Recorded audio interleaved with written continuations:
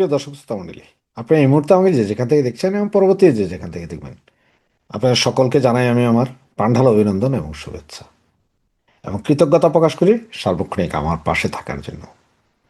আপনারা জানেন যে গত দুদিন যাবৎ রাষ্ট্রপতির একটা বিবৃতি বা রাষ্ট্রপতির সাথে সাংবাদিকদের কথোপকথনের অনেক রিপোর্টই আসছে। প্রথমে এটা শুরু করে সম্ভবত মানবজমিন, এরপরে শুরু করে কালের কণ্ঠ। তাছাড়া কালের কণ্ঠের আজকের যে নিউজটা বেরিয়েছে তার মধ্য থেকে আমি কিছু চুম্বক অংশ আপনাদেরকে বলছি। যে কালের কণ্ঠের সাংবাদিকের একটা প্রশ্ন ছিল রাষ্ট্রপতির কাছে, সদ্য সমাপ্ত ত্রয়োদশ জাতীয় সংসদ নির্বাচন নিয়ে আপনার মূল্যায়ন কি? রাষ্ট্রপতি সাহেব বলেছেন, নির্বাচন ভালো হয়েছে, মানুষের আকাঙ্ক্ষা ছিল একটি শান্তিপূর্ণ নির্বাচন হোক, জনগণের স্বতঃস্ফূর্ত অংশগ্রহণ ছিল, মানুষ যেন এক ধরনের মুক্তি চেয়েছিলেন। বুঝতে পারছেন? আমি কিছু কিছু চুম্বক অংশ জাস্ট আপনাদের জন্য তুলে ধরছি। যেমন উনি বলেছেন যে এই যখন বললেন কি বলে, সাংবাদিক সাহেব যখন জিজ্ঞেস করলেন যে মানে উপদেষ্টা পরিষদের আলোচনায় উপদেষ্টাদের কার কার নাম, প্রধান উপদেষ্টাদের মধ্যে কার কার নাম ছিল, ডাক্তার ইউনূসের নাম ছিল, ছাত্ররা চাইছিল, এবং উনি দেরি করার কারণে পরে অর্থ মন্ত্রণালয়ের উপদেষ্টা যিনি হয়েছেন তার নাম ছিল এইটা। এবং সাংবাদিকরা ওনাকে জিজ্ঞেস করেছেন যে বিভিন্ন মহল আলোচনা করেছে মব সন্ত্রাসের বিরুদ্ধে অন্তর্বর্তী সরকারের উল্লেখযোগ্য পদক্ষেপ ছিল কিনা, আপনি কি এক্ষেত্রে তাদের কোনো ইন্ধন দেখতে পান? তিনি বলেছেন ইন্ধন ছিল কিনা জানি না, তবে তারা নীরব ছিলেন। এবং 5ই আগস্ট পরবর্তী জাতিসংঘ সঙ্গীত পরিবর্তনের কথা উনি বলছেন এটাও দুঃখজনক। এবং ওনাকে আবার সাংবাদিকরা জিজ্ঞেস করেছেন নবনির্বাচিত প্রধানমন্ত্রী তারেক রহমান সম্বন্ধে আপনার মূল্যায়ন কি?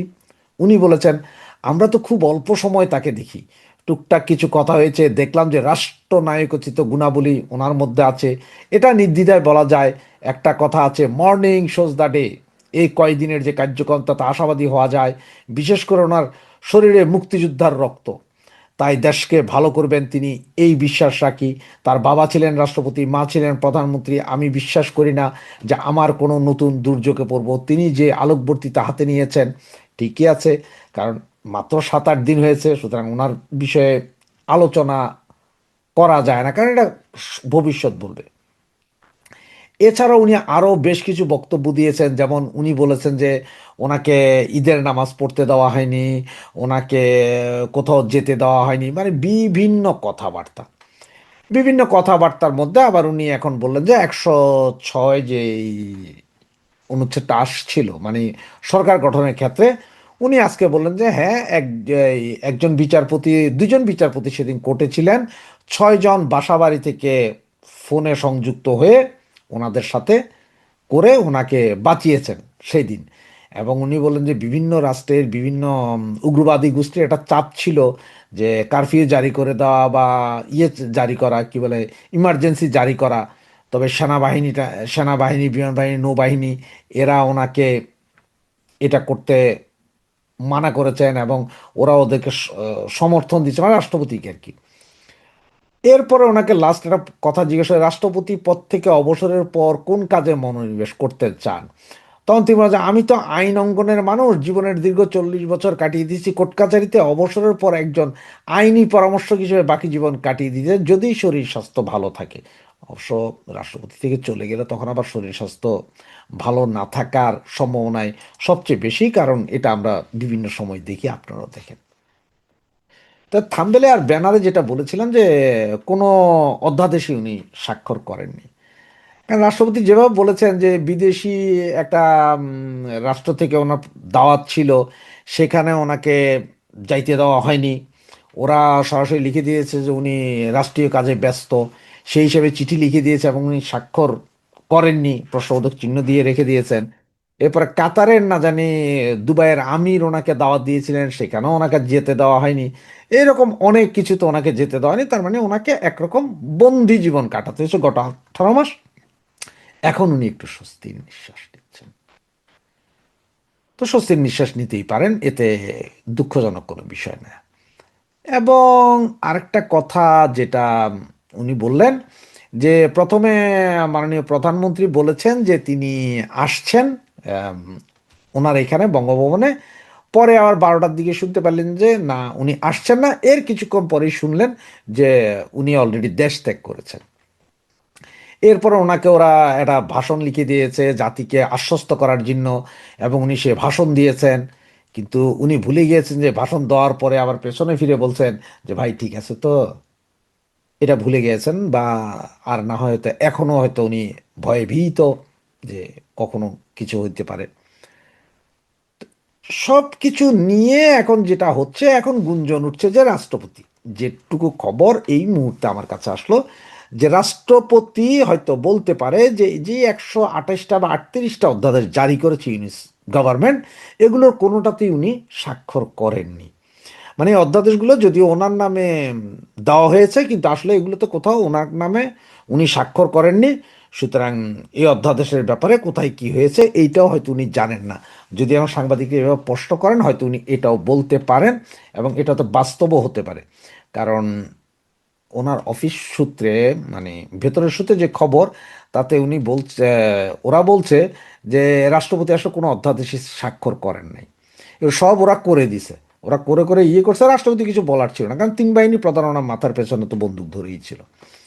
এই যখন অবস্থা, তখন একটা নতুন বিষয় হচ্ছে যে এই মুহূর্তে তারেক জিয়ার যে মুখ্য সচিব আছেন, উনি কিন্তু গত 25শে আগস্ট বা সেপ্টেম্বরের দিকে উনি বলেছিলেন যে ওনার কাছে 8জন উপদেষ্টার নথি আছে, এবং শুধু ওনার কাছে নয়, গোয়েন্দা সংস্থার কাছেও নথি আছে, এবং উনি এগুলো প্রকাশ করবেন, চাইলে উনি সরকারকেও দিতে পারেন, এবং এই গোপন নথিগুলো প্রকাশ পেলে অনেক উপদেষ্টার লুঙ্গি খুলে যাবে এই অবস্থা।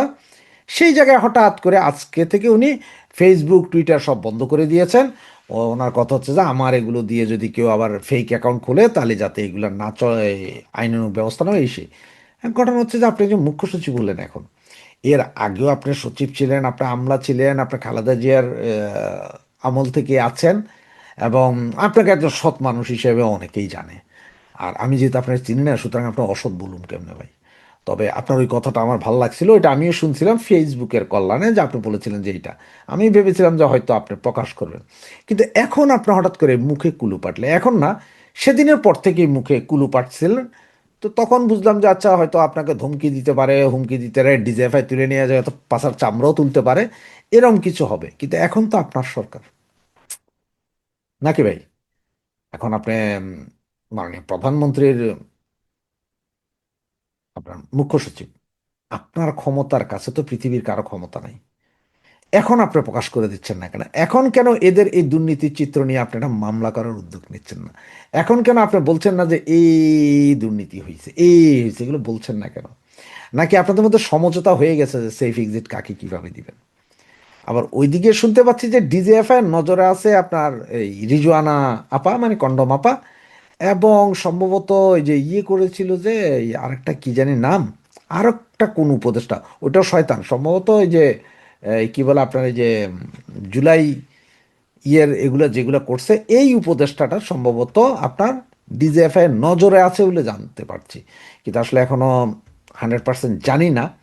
তবে এটা জানতে পারছি, এবং হচ্ছে যে আপনার আমাদের যে চিফ প্রসিকিউটর, ওনাকে তো অলরেডি বের করে দেওয়া হয়েছে, এবং সাথে সাথে ওনাকে বিদেশ যাত্রার উপর নিষেধাজ্ঞা দিয়েছে। তার মানে উনি বাংলাদেশ ছেড়ে কোথাও যেতে পারবেন না বলে এই নিষেধাজ্ঞা দিয়েছে, যেটা আজকে কি ঢাকা ট্রাইব্যুনাল বা কি একটা পত্রিকা ওটাতে উঠেছে কিছুক্ষণ আগে, যেটা দেখলাম। এছাড়া অনেকগুলো সচিবকে পরিবর্তন করা হয়েছে, বাকি সেনাবাহিনীতে পরিবর্তন করা হয়েছে আপনারা জানেন, পুলিশেও পরিবর্তন করা হয়েছে। এই পরিবর্তন ধরেন আরো 15 দিন 20 দিন চলতে থাকবে এভাবে, কারণ যেখানে যেখানে জামাত আছে বিএনপি সেখানে সেখানে চাক্কু চালাবেই, এটা নর্মাল বিষয়। আবার ওদিকে ওই যে আরেক পাগলা ব্যারিস্টার আছে জামাতের, উনি বলছেন যে এই চিফ প্রসিকিউটরকে আপনারা বদলি করে তো আপনারা তো দলীয়করণ করেছেন, তো এর আগে তো জামাত দলীয়করণ করেছিল, সেটা বলেনি কিন্তু হারামজাদা। তো সবচেয়ে বড় বিষয় হচ্ছে সেই ব্যানার এবং হেডলাইনের যে রাষ্ট্রপতির সেই কথা, আপনারা বললেন না যে ভাই আমি ফাউল কথা বলি বা ভুয়া কথা বলি, কারণ আমিও আশ্চর্য, এক্সক্লেমেশন চিহ্ন দিয়েছি, আশ্চর্যজনক, মানে রাষ্ট্রপতি যদি কালকে এই কথা বলেন আপনারা আশ্চর্য হবেন না, বা আমিও আশ্চর্য হব না। কারণ যেভাবে রাষ্ট্রপতির এই ইন্টারভিউর কথাগুলো এক এক সময় এক এক রকম আসতেছে, তা তো হয়তো আগামীকাল উনি এটাও বলতে পারেন। এবং এটা বলে দিল বিচিত্র হব না। তার কারণ হচ্ছে আসিফ নজরুল তারা বা ইন্ট্রিম যা যা করেছে তাতে রাষ্ট্রপতির সিগনেচার না নিয়ে যদি এই অধ্যাদেশ জারি করে দেয় তাতে কেউ কিছু বলতে পারবে না যে এটা কে যাবে প্রমাণ করতে। যেমন শেখ হাসিনার আমাদের নেত্রীর যখন বললো যে পদত্যাগপত্র পায়নি, সেটা নিয়ে তো বাইরে বহু হুমকি ধমকি দিয়েছিল।